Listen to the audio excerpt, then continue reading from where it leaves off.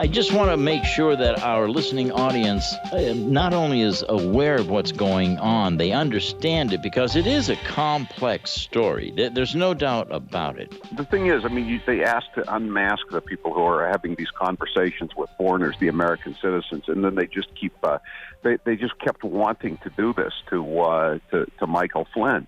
And I mean, a lot of this stuff was going on, after not just after the election, but after the Electoral College vote, within days of President Trump being sworn in as president, and they're still going after his national security advisor, trying to find out who he's talking to. I mean, it just reeks of dirty tricks. And this woman, Samantha Power, who is, she's when you see the rogues gallery, shall we say, of people who were, grabbing this information, probably improperly, maybe even illegally.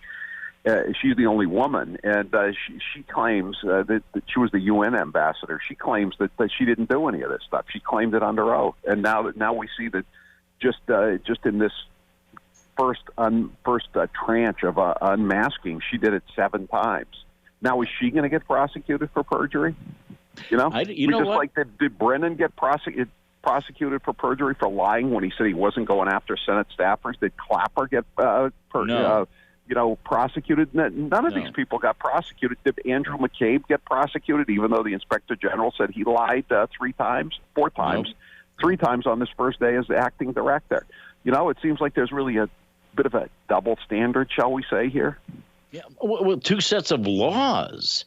This is unbelievable. Yeah, I know, and Joe Biden is saying, "Oh, I didn't do anything wrong." Joe Biden, I mean, he's the only one who can, credibly claim that he doesn't remember, because he doesn't remember what he had for dinner last night. So but the fact is, what I love is they're saying, "Oh, the Republicans are weaponizing this by releasing all these documents showing that we had a secret police state going." But so it was okay for the Democrats to have a secret police state going against their opponents. And incidentally, Chuck Grassley suggested the other day, and it's been suggested before, that this wasn't just an operation to surveil Donald Trump. There were 16 other Republicans in the presidential primary process in 2016, and he said that they probably were doing this to every Republican, just keeping tabs on them. It's like the Stasi in East Germany, or the KGB in the old Soviet Union. I mean, they're just they're keeping tabs. They've got they're trying to run informers up against these low-level aides like Papadopoulos and Page, and these guys have a really sort of gamey record. Stefan Halper. I'm reading a lot about that guy back in the 70s and 80s in D.C. He's not a very reputable figure, to say the least. Well, for our listeners, Howie, the Steele dossier was made up. Flynn wrongly targeted. This Russia collusion narrative was a farce, a lie. Yeah. And I think it's popcorn time when it comes to Susan Rice and Clapper and Loretta Lynch even, for answering what happened. Well, Loretta Lynch claims she didn't know anything about it, and if you listen to her talk for more than 2 minutes, you'd be hard pressed to entrust her with a coffee order, really, when you get right down to it. I think they probably did keep her out of the loop. I mean, none of these guys were exactly Rhodes Scholars, but they, I love it. Speaking of coffee, Howie, I loved your segment last night. By the way, a couple of segments, fabulous. I love your show anyway. Tammy Bruce is a fabulous guest. Bring her back. And also, your segment with the head of the Restaurant Association, speaking of coffee, very important. Yeah. Yeah, those restaurants he has are great, and you should see the whole list, Phil, of those restaurants. There are a lot of really great independent restaurants, all kinds, fish places, pubs, Indian, Mexican, Italian, all these, and they're all, independents, or they have at most 3 or 4 restaurants spread out over 2 or 3 towns or cities. And these guys are just being absolutely crushed. And you know, it's just got to be driving them crazy, especially when they drive around and all these big box stores are open. As Eric Hines was saying, we can keep our restaurants a lot cleaner than these chain stores, and yet they're allowed to open. I mean, none of this stuff makes any sense, Phil.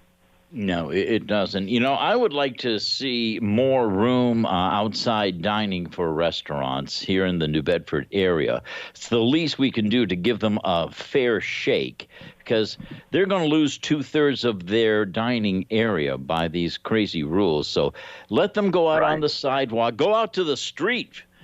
And right, you know, I don't know what's going on with your son's place down in Boca, but around here, you know, when they opened the restaurants, they were afraid that, you know, for a week or so, people would be leery of coming back. But they've been swamped. Same thing in Texas. God. You're so right. People have figured this thing out. If you are not over 75 and you don't have any underlying conditions and you're not morbidly obese, you basically have zero chance of dying. So people aren't going to stay inside for the rest of their lives. Just, you know, after a while, you stop paying attention to all this panic porn that's being, pervade on the public airwaves. They're just trying to scare the bleep out of people so that Donald Trump will lose. That's what it boils down to at this point. Yeah, absolutely. Yeah, Alex sent a photo up the other day from Delray. Holy mackerel! They were pouring out of these street restaurants. Oh my God! Same thing in Houston and Dallas. They can't get enough. I made a reservation yesterday. I wanted to go out Saturday night with a couple of friends of ours, and a restaurant, a nice Italian restaurant right around the corner. We could only get a table at 5:30. Everything else was gone, and this was the second day of the restaurants being open. I mean, people have had it. People have had, it would be one thing if this was really something that was striking down large swaths of the population, but it's restricted to an extremely tiny group of people. No doubt. Yeah. I was so happy to hear that the Wisconsin Supreme Court struck down that state's stay-at-home order, Howie. I think it's really important. I don't know if this is going to have a ripple effect with other states, but the Wisconsin Supreme Court said that the stay-at-home order was unlawful, invalid, and unenforceable, and there you go. How about in L.A.? They're filing criminal charges against nail salons, antique stores, motorcycle dealerships run by legitimate citizens. Yet illegal aliens can just sell food that they're cooking outside these squalid hobo encampments. I mean, what this is insanity. And the barber that we had on the other day, 77 from Michigan, they took his license about a half hour after we had him on the show, and they said the grounds for taking his license away, he's been a barber in this small town for 59 years, and they took away his license. They said he had violated the temporary restraining order against him. Well, you know what the problem with that, Phil, was? The judge had denied the request for a temporary restraining order. I think it's just unbelievable. This is like it's like you're in Venezuela. Oh, absolutely. I know it's worse in Venezuela. That's why I thought Tammy Bruce was very, very interesting. And what about the people up in Maine with their restaurant going against the governor up there? That is a great story. Yeah, I know. And she's saying, well, you can come to Maine, but you have to quarantine for 2 weeks. You can't even buy food. What? I mean, do they really think anybody's going to rent any properties, any cottages or rooms in Maine if these are the laws? And again, Maine has fewer than 100 deaths, and they're all in the two southernmost counties. I know it. It's totally, I mean, this is just a rush for these power mad people, and then I include Charlie Baker with that too. And I wrote the column yesterday, Phil. I don't know if you saw it. He took $52,000 from the nursing homes, where 65% of the people in Massachusetts have died. $52,000.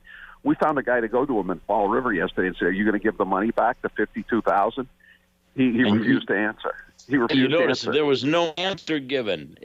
I would follow up on that. Very interesting. Absolutely. We had to send our own guy because the reporters from the State House in Boston, they just go along with whatever he says. They're into the panic porn.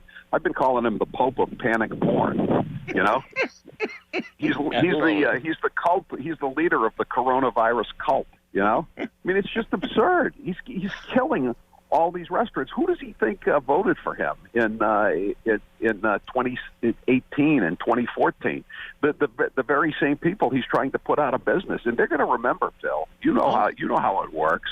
You know, when people try to kill you, you tend to not forget. You know what? I was chatting with Celeste. If we still had the Shawmut Diner, Howie, I hate to tell you, I bet you we would be on the verge of bankruptcy. I know. Well, you heard Eric Hines last night, from Precinct 10 in Weymouth and a bunch of other good restaurants in Braintree and Quincy.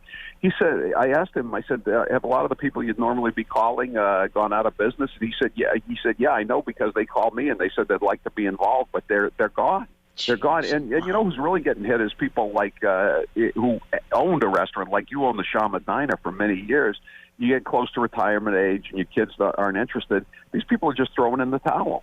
And it's really hurting people. They've had people with, people working there 15, 20 years. Maybe it's only a part-time shift to supplement their income. They're all gone. And who's coming back into those locations? I mean, commercial real estate is going to be an even tougher sell. It's been getting tougher with the internet for several years, even though the economy's been in a boom. What's going to happen now? It's a perfect analogy, Howie. As usual, folks, you can tune in this afternoon, 3 to 7 o'clock. But remember also, Father's Day is June 21st, and you can get a free book with every T-shirt ordered. Now, this is for the beautiful navy blue Buy American, Support America T-shirt while supplies last.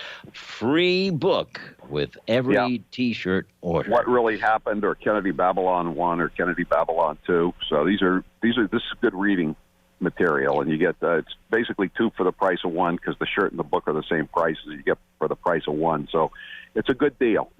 You betcha. And I was thinking about an old Broadway song, Tap, Tap for Tapioca Pudding, for the backdrop for Joe Biden. Yeah. He's still looking for Easter eggs down in the basement. It's been 3 weeks now, and he still can't find those Easter eggs. Send Peter Rabbit. We will see you on the radio this afternoon, 3 to 7 o'clock. That's everybody. What a pleasure. In New Bedford. Bye-bye.